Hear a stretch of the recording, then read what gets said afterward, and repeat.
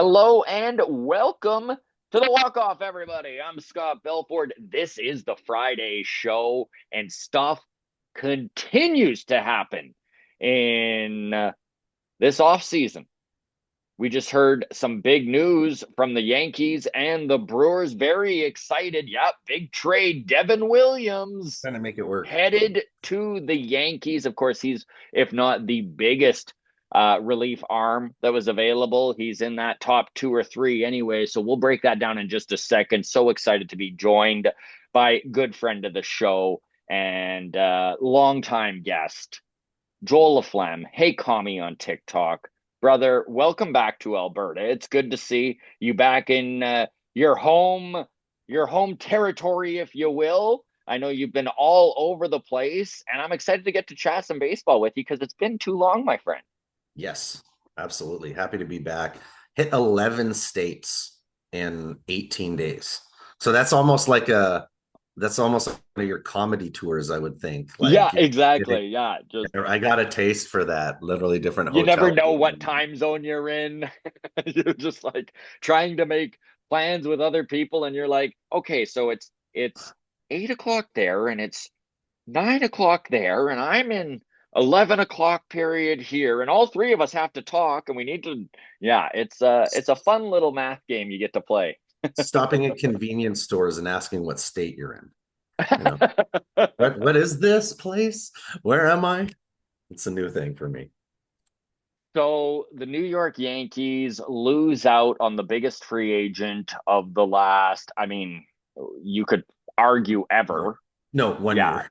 yeah, yeah, of the No last time. year, which is also the other argument. Exactly. However, Juan Soto going to the Mets and the Yankees losing one of those core pieces that they had in the middle of that offensive lineup last year, definitely a hit. But Brian Cashman has just been like, okay, screw it. Let's get crazy. He goes out, he signs Max Fried to an absolutely massive deal for a 30 plus year old lefty, right? 7 years, 220 plus, I think is what it was after some of the escalators in there. And then you look at what just happened minutes ago, right? The Milwaukee Brewers moving Devin Williams to the Yankees for Nestor Cortez, which kind of surprised me a little bit. And it must be that the starting pitching for the Yankees is an area they view as a place of strength, a place where they can pull from.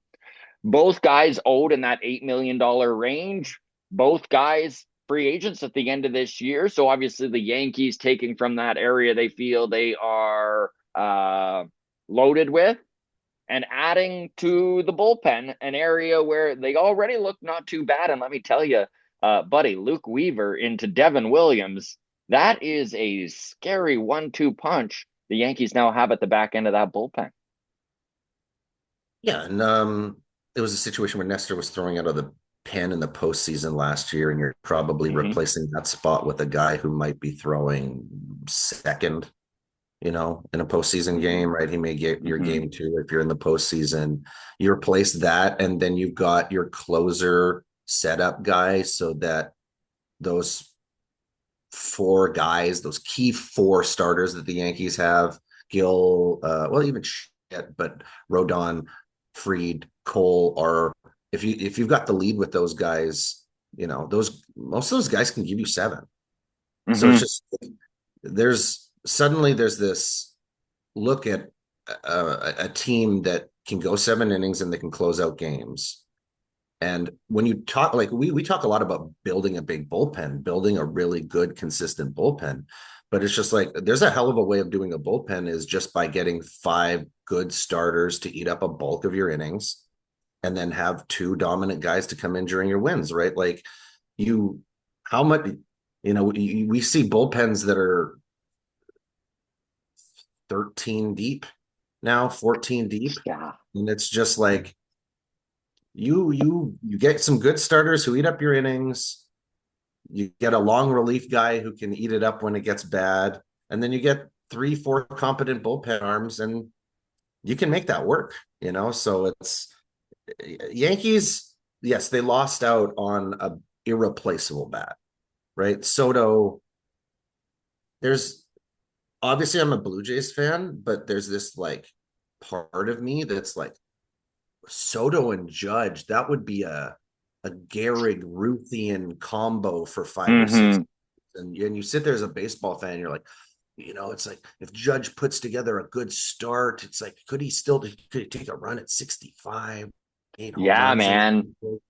And it's I like mean, truly, two of the most elite hitters in baseball right now.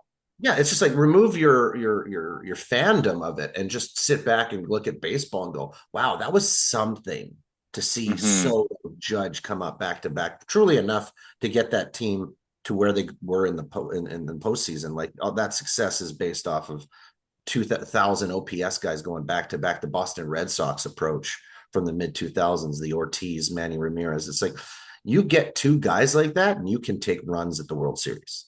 That's And really what it is.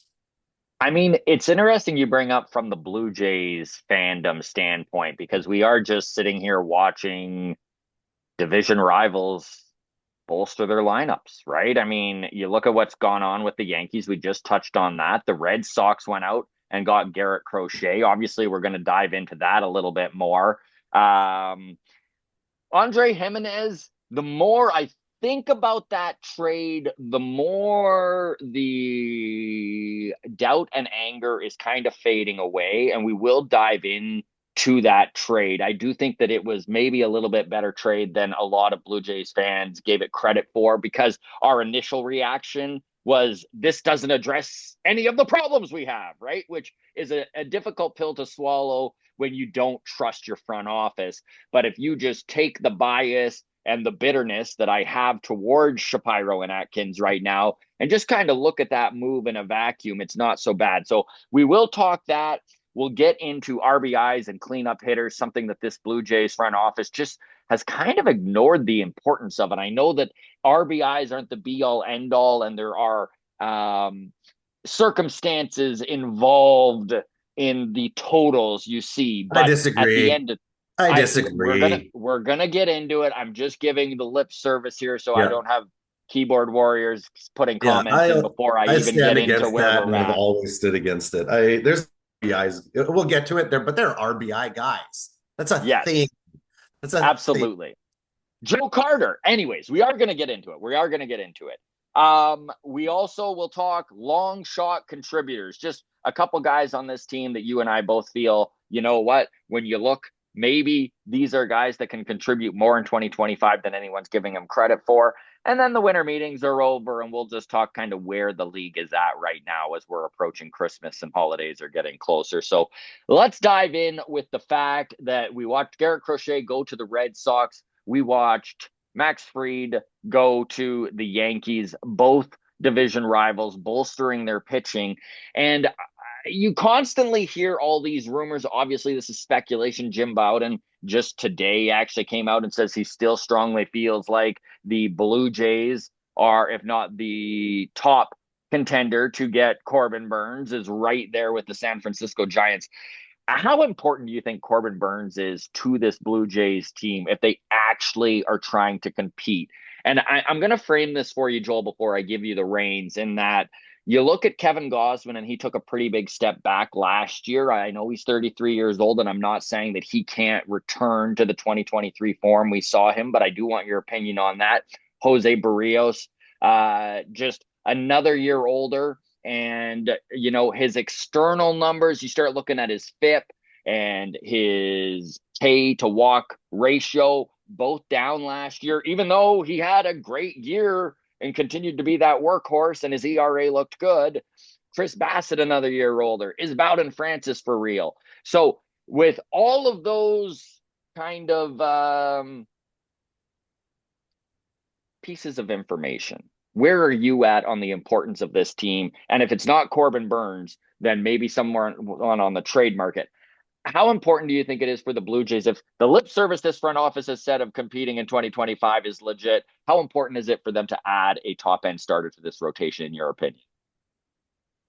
Um, it's a tough one because losing Kikuchi is definitely a wrinkle and success we've just had last year and a half. And that was a nice piece. The amount of money we were paying him was nice. So to lose Hmm. that, it's like you feel like you need to replace, put some faith in Francis though this year as a not just like the team needs to develop internally. And he's your guy to look at the stretch that he had at the end of last year. You have to give him every opportunity to pitch as a starter all the way through this year, you know. So obviously there's that. And then the other three guys, all taking a step in age, but that's who you're going to rely on for the bulk of this season is those three guys. And like to me, doesn't need success 20% of the time right now. It needs success 100% of the time. Okay. And you Hmm. get that through lineup. I need a team that has a better lineup and can consistently win and put up more runs so that 3/4 guys that we know that we can pull in right now have a consistent chance of winning that 80%, right? Finding Hmm. that fifth starter, whether it's somebody already on the team or it's finding a trade piece that isn't as key as Corbin Burns. Like Corbin Burns would be lovely. My number one thing that needs to be addressed in this team is scoring runs. Yes. Scoring runs right now is you're looking at running out Ernie Clement as Varsho, Springer, Kirk, right? Like once you get Hmm. past the top three in this lineup, and that includes Springer, that's still we're going into next season expecting George Springer to be our leadoff guy still. Like that's Hmm. not changed. They're going to put him in the leadoff spot. So it's just like where are we going to score runs? This is a situation where you can pitch around Vladdy. Once Vladdy's up, whoever's next in lineup, you can pitch around him. So you can pitch around our singular threat. And so it's offense. We need offense. We need offense. We need offense. We need offense. We've addressed more defense for a Hmm. guy like I move this into the Gimenez thing, and it's just like for a lot of teams, getting Gimenez is a platinum glove second baseman. Okay, he's gonna be cheap the next 2 years. That's a good like if the Yankees would have made that move.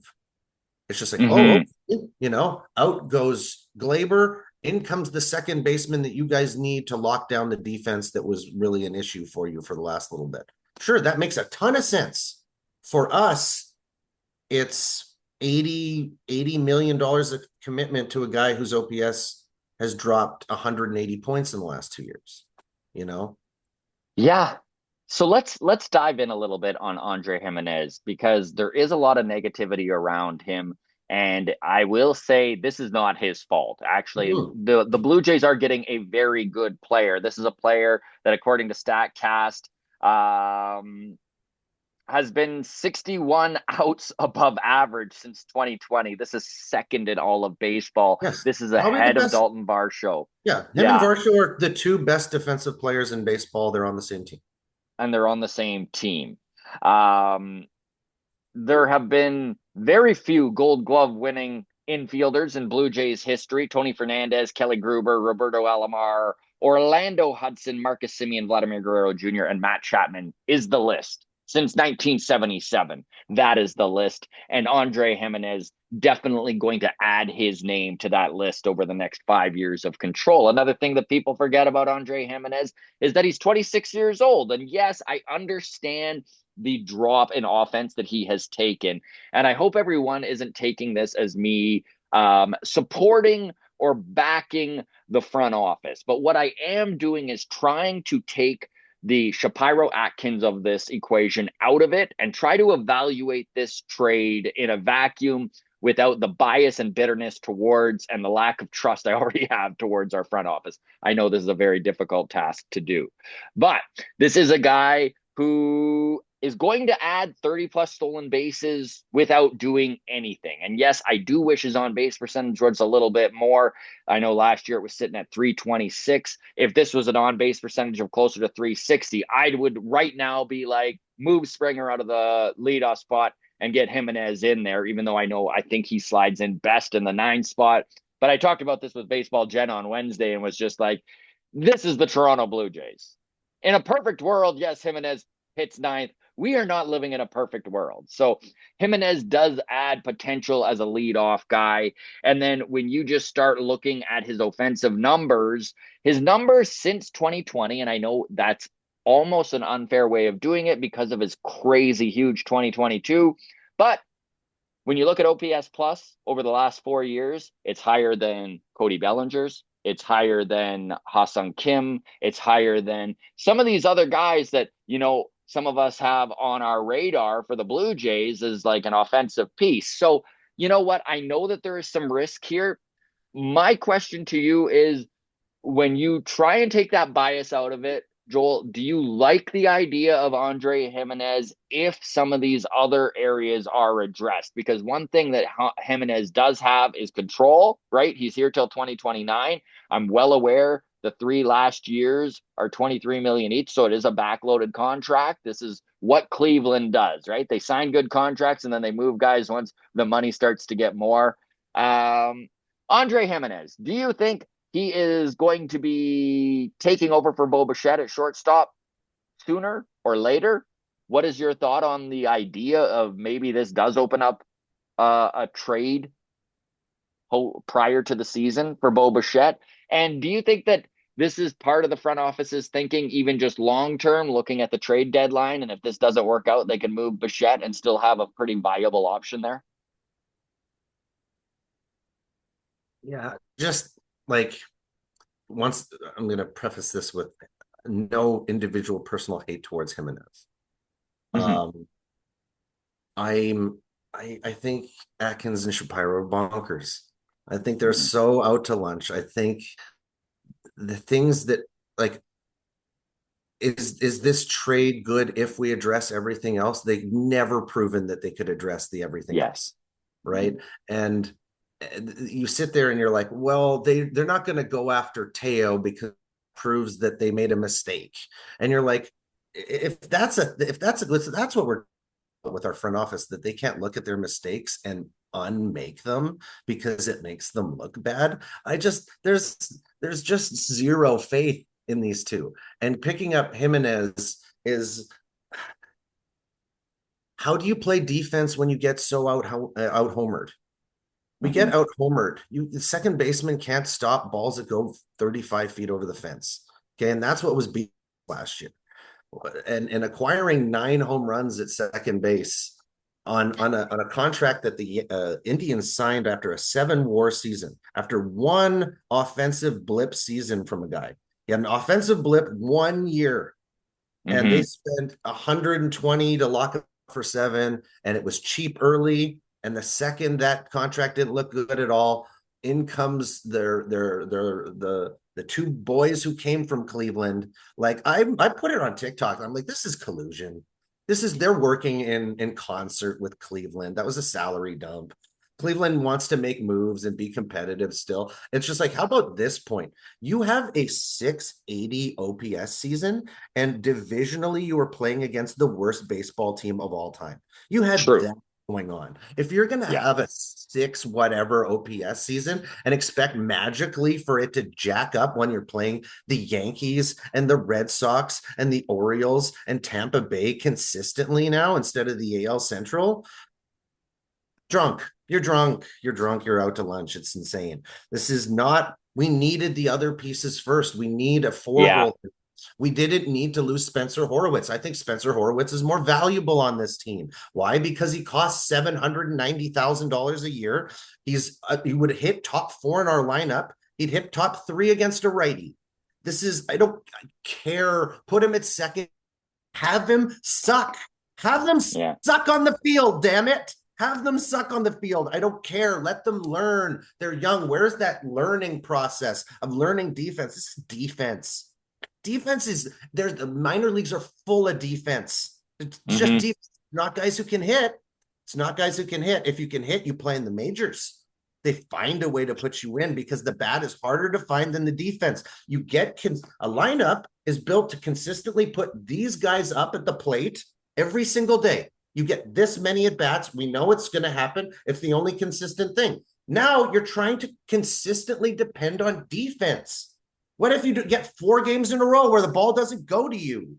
How do you win then? You can't win based on, please, it's the bottom of the ninth. We need Varsho to make a catch. That's so ridiculous to think that way. You think the other way. We need a hit. We need to score a run, because it's this dependable thing that when it's coming up and you can maneuver that. So, Joel, there is an old timey saying, right? And this was from the days prior to vehicles and roads. And old farmers would say, "You're putting the cart ahead of the horse," which literally feels exactly like what this front office is doing. And this is why this trade is so difficult to truly judge, because I'm right there with you, right? Like, I'm trying to give Gimenez the benefit of the doubt because I do think he's a good little ball player. And you know what? For war players, and I know there's people right here listening to this who just shuddered just hearing me use the word war because they don't believe in it. But for war players are difficult to come by, right? And even if 3 of those are defensive orientated, it's a difficult thing to do. However, I have zero faith because of past transgressions with this front office that they will complete the horses needed to pull this fucking cart, right? Like, we're just going to be a cart in the mud and we're going to be like, look at this cart. Oh my goodness. You can't get a ball past it unless you hit it in the air, something we don't believe in here in Toronto, right? We don't want to hit for power. We talk constantly, Joel, about the lack of a cleanup hitter. And it does make me wonder as you look around this division and it just gets tougher, it just gets more difficult, right? Garrett Crochet is no slouch by the Red Sox. They moved some pretty major prospects to get him. 2 years of Crochet. Now, I will say this, Garrett Crochet, there's not a pitcher I would rather pitching June 12th. Now, I know that I shouldn't have this sentiment towards him because it's a little unfair being he was on the White Sox, but him straight up saying at the deadline last year that I won't, I will only pitch in the regular season. I refuse to pitch in the playoffs because I'm not getting paid to do so unless they up my contract. Man, did that rub me the wrong way. Like, Joel, I really felt like there couldn't be a dog with less fucking fight in it. Like, this is a polished stone of a pitcher. Zero grit, polished as can all get out. And don't get me wrong. Again, I'm not shitting on Garrett Crochet because I watched enough White Sox games last year to be like, holy shit, the Sox actually have like a pitcher that's winning more games than he's losing. How? How? How is that possible, right? Like, it's incredible what he pulled off with a team that sucked so bad. But where are you at on the ad of Garrett Crochet? Because honestly, Max Fried and the Yankees, like, they're starting to scare me. Do you think the Boston Red Sox getting Crochet have put themselves into the winning playoff games talk? Or is that still something you have to see out of Crochet before you believe? I totally have that baseball mentality of like just go and put your best foot forward every single game and all of that, and I understand that a lot. And I just there's a part of me that says that Chicago organization isn't really a Major League Baseball team, and there are players on it that you can see that have talent, and they've watched it be squandered, and they've watched their faith and their hope in the sport dwindle. And with Crochet, it's probably this situation where, like, obviously he's making that statement to other teams of like not wanting to do this. It really screams to me a lot of Chris Sale, and how Chris Sale was having this really big emotional issue with, was it baseball or was it the White Sox? Right. Mm-hmm. And I think that, like, I think that the report is still out on whether Crochet can be this. I really think that he can be this dominant destroyer. I think that the Mm-hmm. love of the game will come. He'll go to Boston. He'll sit in a clubhouse that's competitive and wants to win, says all the right things, does all the right things. There's talent around him. He sees success in the future, and that will spark a fire in him that he wants to have, because he did post a 360 ERA while striking out 215 over 170, something stupid. Not even less. I think he threw 140, 150 innings last year, struck out Mm-hmm. 200. Like Chris Sale, 12 and a half K per nine, FIP like 250, it was so low. Like you can't hit this guy. This guy is Especially for a guy who's team defensively one of the worst in baseball, right? Like ever. you start diving into the White Sox defensive metrics and you're like, there aren't defensive metrics. This team just straight up fucking sucks, right? So like It looked to like to look at his the FIP and it be under three. Angels. It looked like the Angels and Angels in the outfield before the Angels come. Like it looked like every silly baseball movie before, like this was the Cubs before Henry Roland Gardner joined the team. Yeah, This is the Twins before Haywood, the kid, and joins and becomes the yeah, manager. Like it's yeah. that compilation of like outfielders, all the major league, same thing. They all Major come league. together and they like look at each other. The ball falls in between. They go, "What?" Like it was literally that team every Yeah. single night. It was a Chicago White Sox low light that was being played, and yeah, what that like you saw Michael Kopech go to the Dodgers and be like, you're going to be put in a situation to be yourself. And he's just like, 101. I want to kill. I haven't been able to kill for a long time. Now I get put in the position where I get to kill. That's a really good point, Joel. One that I hadn't really, I guess, given enough consideration to is that if you play on the White Sox, your love of the game for sure is being dwindled down to nothing, right? I mean, it's not fun to lose. It's not fun to be the absolute worst team in baseball. And it's not fun to be a team that was literally flirting with being the worst team in history. Right? Like, this isn't a team that just was bad. This was a team that was on the verge of being the worst ever. Didn't they get the And all-time loss record? no, they didn't. They just missed it. Oh, I thought they got it. They just missed it. Okay. I think they missed it by one loss. But Yeah. still, dude, still. Yeah. You're talking about what, 1908, like spiders or something. Yeah. You're talking Yeah. about, yeah.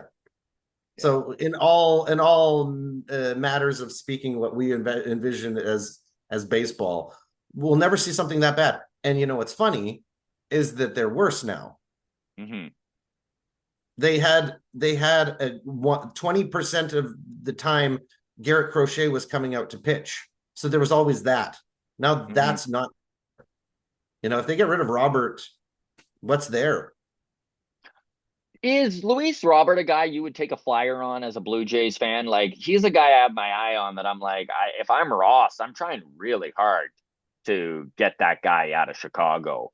I don't know what it would take. Like, I'm not sure. You probably need at least to give up one high end prospect, something that this front office has been, because their player development has been so bad. They've been very cautious on moving any high end prospects over the last 12 months, especially. But I do wonder if you were the general manager, are you knocking on Chicago's door for this guy? I'm kicking the door Like down. his drop of production, this is again kind of a your love of baseball is just dying within you, right? Right? That's Yeah. what it No. This feels is like.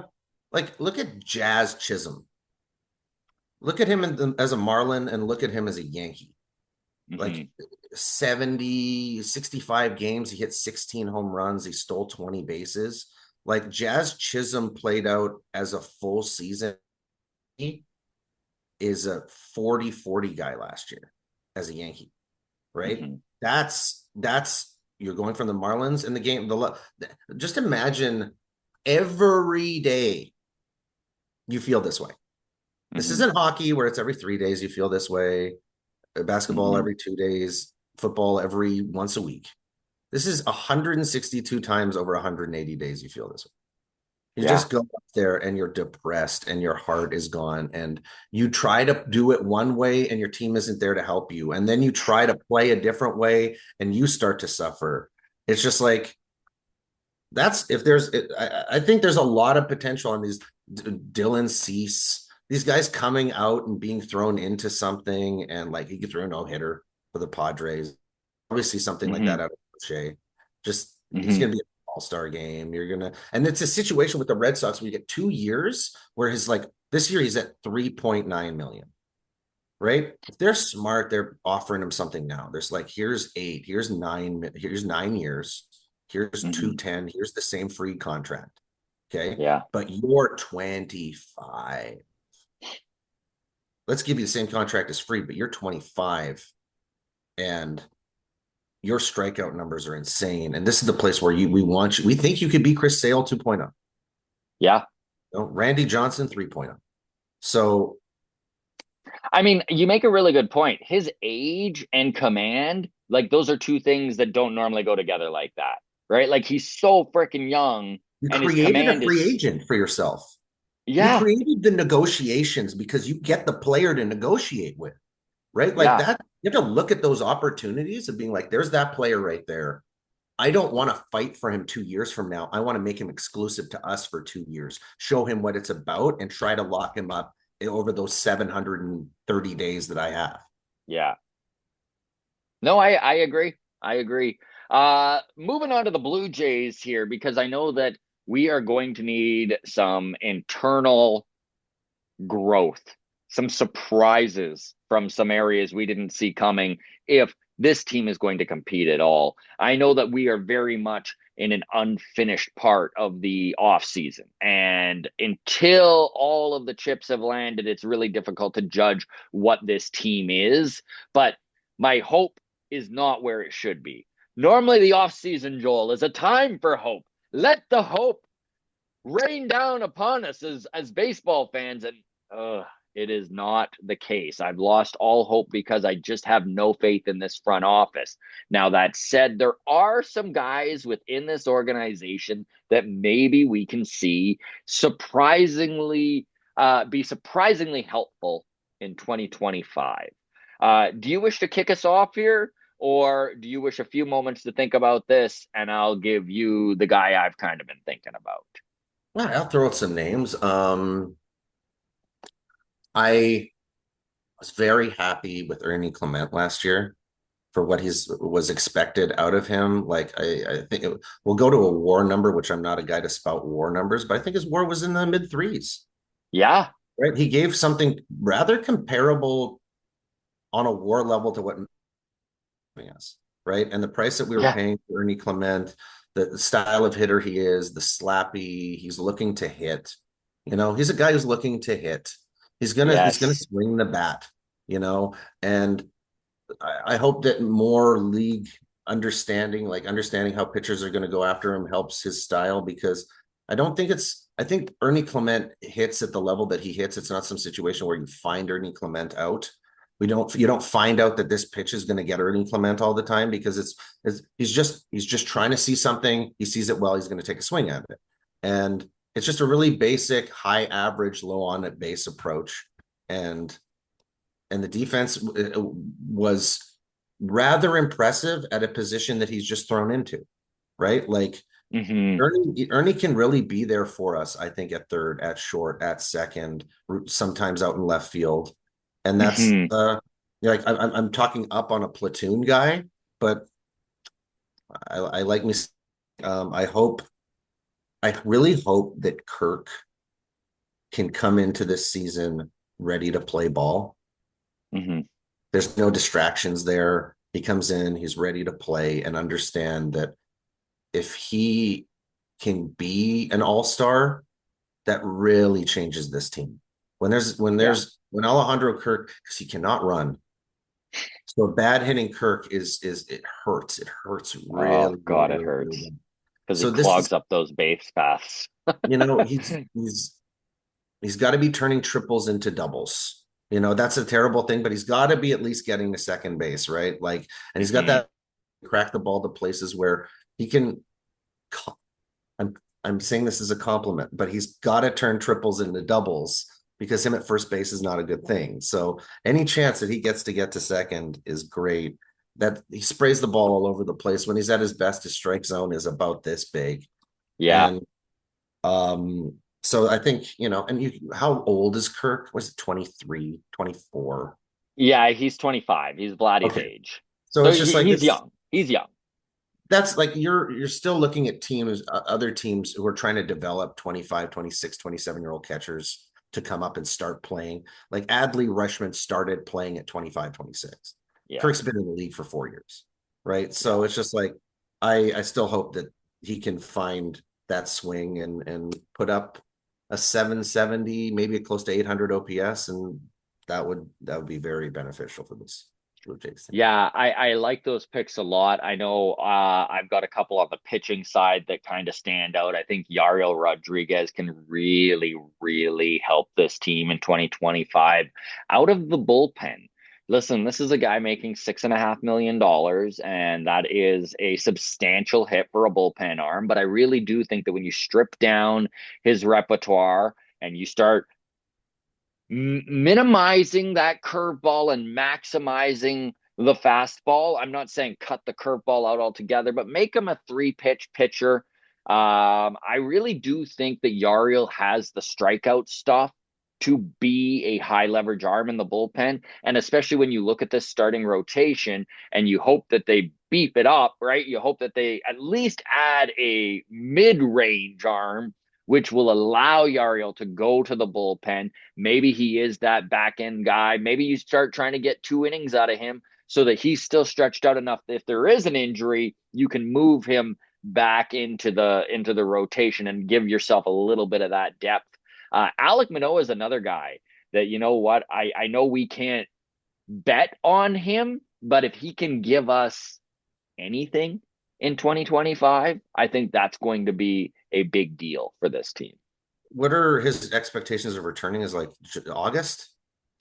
So right now, loosely early June is Oh, when Manoah is technically, you know how these arm shit goes, right? I know it was only the brace, so it wasn't the full thing.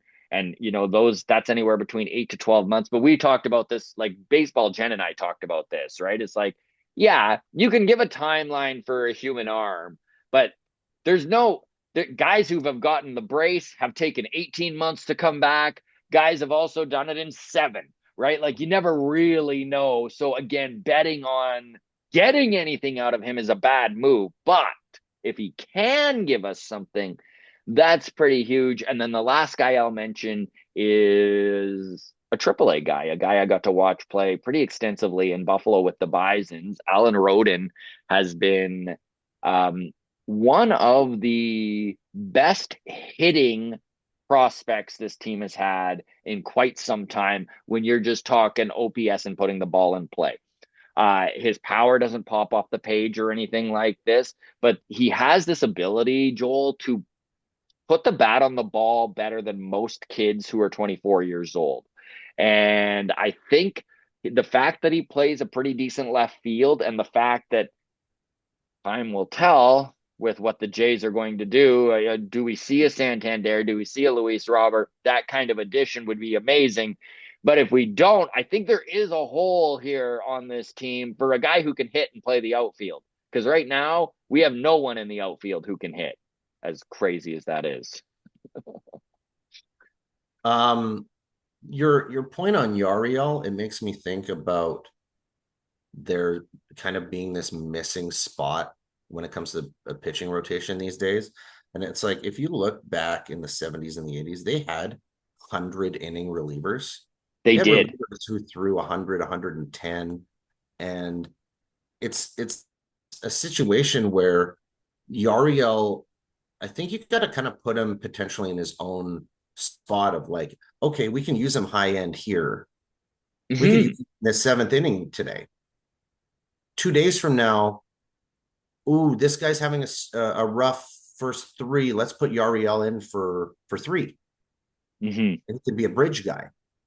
And it's just like I feel like he's the type of guy who he can give you two one night, one night, potentially three, potentially somebody goes down, one in a some injury brings him in quick. I think Um, he really could be, Joel, what Ross Stripling was for this team. mhm. You know, like that guy who's just a rubber arm. He has the ability to pitch out of the rotation. He looks good and the long man in the bullpen, and has the ability to stretch out in a pretty short amount of time, right? So you have that like that band-aid solution for the rotation if you need it. He's a guy who can probably come in and give you 3-4 innings right out of the gate, right? Before he even builds up too much. And that's how I'd like to see him deployed, is like kind of this malleable, put him where you need him type of guy. Yeah, and it's instead of looking at innings, it's like 8 to 10 outs. You're like, this guy comes in, we're gonna try to get 8 to 10 outs out of you. See where that puts Mm-hmm. us. See how many Mm-hmm. pitches it takes for you to get there. Oh shit, you got 8 outs in 44 pitches. I think you've got another 15 in you tonight. And you Mm-hmm. run it that way and you feel your way through a game. Like the lack of feeling and understanding of, oh, he's firing today. Oh, he's got it. Like there's feel whenever you listen to pitchers of the 90s and everything, feel is such an aspect of day-to-day pitching. Feel. I have it today. I don't have Mm-hmm. it today. Can I make my stuff work when I don't have it? So it's that like I don't you sometimes see the bullpen absolutely blow up, and it's just this idea that feel is universal. Oh, look at that ERA. That is the universal way that he will pitch. Oh no, he doesn't have it today. He Mm-hmm. doesn't have it today. How many pitches does it take for us as managers to see have it today? And how many more do we leave it in so that it snowballs into 6 runs? And then, there's that kind of lack of understanding of feel is so to have somebody who you can rely on for one inning here and there, but then, oh, the feel isn't there. Oh, Manoah doesn't have it today. I don't want to lose this game by making him try to go 4 1/3. Let's bring in Yariel. Yeah, let's have a quick hook on a guy who just Pete Walker's just looking over and goes, not today. Yeah. Doesn't. Which is something the Blue Jays have not had in a couple years now. Really, literally since Ross Stripling. I know that they tried to kind of emulate that with Mitch White and it just didn't work out. But I really do think that Yariel has the stuff and the pedigree to be that guy. Well, you think I about the know that you're. weakness the 2021 pitching had, but the strength that it did have was that ability for Stripling to just come in and make every single game a competitive one. Mhm. Like here comes Ross. He's going to give you 2, 3 innings. Maybe the offense comes and snaps into it. Oh, they did. Oh, we're in Yeah. this game. You know, Yeah. and that's, but also that was. I go back and I look at videos of 2021 putting up 9 runs on an out. You Oh, know, dude, there are literal days where I'm like, we ran back 2023. Like, we didn't run back 2021 and we ran back 2023. Like, it's just like, all right, my friend. I really appreciate getting to chat baseball with you. I know that you're a busy man, so I won't keep you much longer. Winter meetings wrapped up in Dallas just yesterday. Where do you expect the landscape to kind of play out over the next couple weeks? Do you think we're going to see some of these major guys like Santander, Teoscar, Burns? Are these all deals that are just on the cusp of happening? Or do you expect kind of this slow going off season to continue? I think slow going, to be honest. Really? Yeah. I feel like the deferment that has become so potentially prevalent in these contracts creates a completely different wrinkle on how these guys can be signed. Yeah. So you sit there and you're like, ooh, this is out of our price tag, but we defer half, we defer Mm-hmm. 75%. And then, I give credit to Baltimore for going and getting Tyler O'Neill and then moving their fences in, Yeah. and their GM literally going, why are you moving the fences in? They're like, well, I had to get Tyler O'Neill here. And it was just like, you're like, oh, wow, that's that just boldly says it, right? And I'm like, Yeah, can we have some stadium design like that? Can we? please. Can we like we the Can we season not already? reconfigure the stadium so that Vladdy hits 10 fewer home runs, please? Yeah, like let's just what ask our players every single year how they would like the outfield Mhm. because there doesn't seem to be restrictions on rebuilding your outfield from year to year. No, there's not. So just every year, build your outfield for your team. Why not? I mean, Ross, and I should say Mark Shapiro's the king of renovations anyways. Put him to work. Yes, he's like I've got all my renovations. No, you should constantly be doing the thing that you love best and re-renovating that outfield wall. Joel LaFlamme, check him out on TikTok. Thank you so much, my friend. Very excited. We are running a Christmas special long toss on Sunday live on YouTube. So, everyone, the grounds crew members here watching right now, put that in your calendar 6 to 8 Eastern time on Sunday. We have Baseball Jen, we have Joel LaFlamme, we have Adam, and myself. Our producer, Johnny Eaton, is going to be there taking care of the tech side of things and adding his baseball mind to the conversation. Then hopefully we have a couple other guests as well, some surprises in store. So keep that in mind, everybody. Sunday, 6 to 8 Eastern time. And Joel, again, thank you so much, my friend. Always a pleasure. Thanks so much, Scott.